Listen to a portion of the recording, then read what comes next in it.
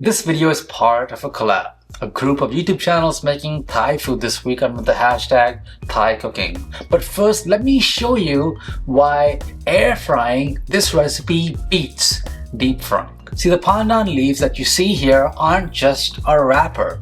They actually are a flavor delivery system that does way more than make these chicken parcels look super fancy. And after making this, they taste way better than any deep fried version that I've tasted before. This is Thai pandan chicken. And if you've never had this before, well, you're about to add this to your favorite appetizer list. Gai Haw Bai Toey is a Thai street food and a restaurant appetizer, and it's chicken that's marinated with oyster sauce, some soy sauce, lemongrass paste, and a bunch of other delicious fragrant ingredients that are then wrapped in these pandan leaves, and in most cases, these are then deep fried. See, pandan leaves are also known as screw pine leaves, and there isn't a direct counterpart in the Western world. So try to find these leaves, otherwise you may have to skip making this dish altogether. It's floral, slightly sweet, and it's almost like a vanilla nest meeting grass. It's weird to describe, but it's actually intoxicating, and it's one of the most important aromatics in Southeast Asian cooking. The issue here is when you deep fry at like 350-degree oil, then the pandan releases all its aromas into the chicken, and guess what?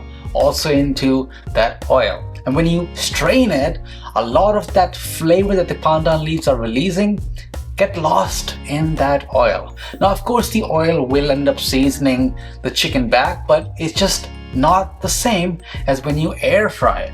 See, when you air fry it, the leaves warm up much slower than they would while deep frying.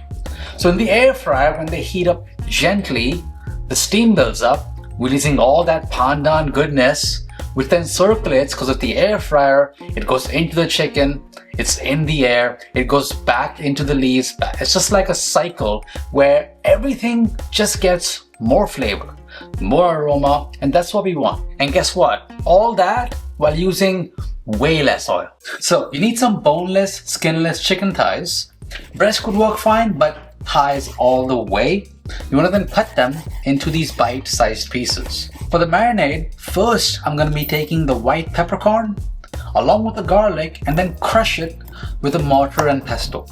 Add that to a bowl and then add the lemongrass paste, then the soy sauce, then the oyster sauce. This is the main umami base of the marinade. A couple drops of fish sauce, and then your lime juice, and then for sweetness, some maple syrup. You can use brown sugar, you can use regular sugar. I just prefer maple syrup as my sweetener. Then mix everything really well. Don't add salt. There's enough salt with all these other ingredients. Then add the chicken pieces in this bowl and marinate this for at least 30 minutes. But I would go further and marinate this overnight. Now let's come to the wrapping stage. So I got these frozen pandan leaves. I've let them thaw naturally over the counter. Just get rid of any excess moisture. It's gonna make the wrapping a bit easier. Also, if there's too much wetness and moisture in the leaf before you wrap the chicken in, there'll be too much steam, and that's not good because you're gonna end up steaming the chicken all the way through rather than giving it the chance to get crispy as well. And here's where things may go wrong if you don't pay attention, if you want maximum flavor. So you don't want to wrap it up too tightly, or the steam that needs to build up, it won't have enough space to kind of like hover around the chicken to impart the flavors back into it. And you don't want it to be too loose either. It may just fall apart while cooking in the air fryer. And you also want some closeness between the chicken that's marinated and the pandan leaves, so the steam and the pandan compounds can do its work and flavor that chicken. So this is what I do. I take either one leaf or I stack 2 or 3 together and then put the chicken piece at the end of the leaf. Now you can either grease the chicken itself before you roll it, or you can grease the leaf and just flatten it so it's easier to roll. Then just gently roll it up into a cigar. Don't put too much pressure, just make sure things are just together and there are no gaps. You'll see that the outsides, the edges are open. That's good. Airflow, let that steam go in and out of that chicken. Plus, we want the char to develop as well.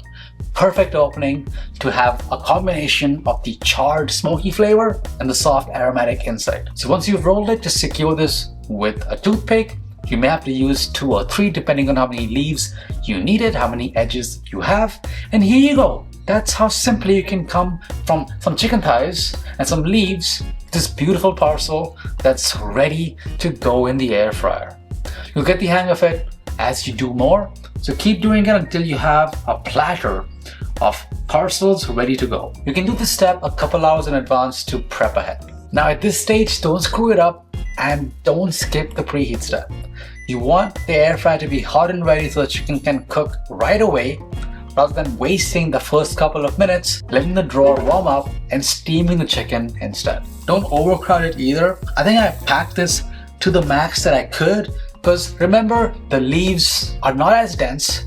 The leaves are kind of touching each other, but there's enough gap and there's enough airflow between that this should work just fine, as you'll see in a couple of minutes. Just make sure it's all in a single layer so that the air fryer can move that hot air along to cook this food really well. Now make sure to spray this with some vegetable oil. I have mine in a spray bottle, really handy, and then cook these parcels at 375 degrees Fahrenheit for about 6 to 7 minutes. Then flip each parcel and cook for 6 to 7 minutes more. Once they're done, this is what we're looking for.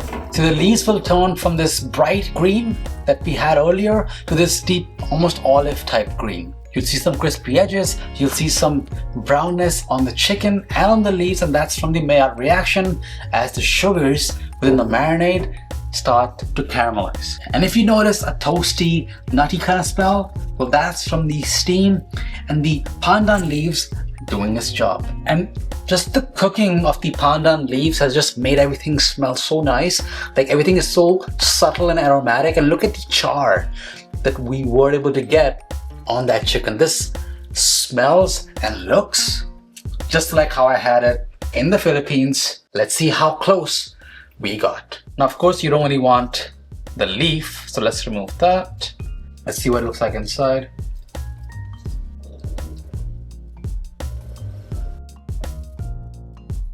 For the dipping sauce, I just have this sweet soy sauce with sesame seeds.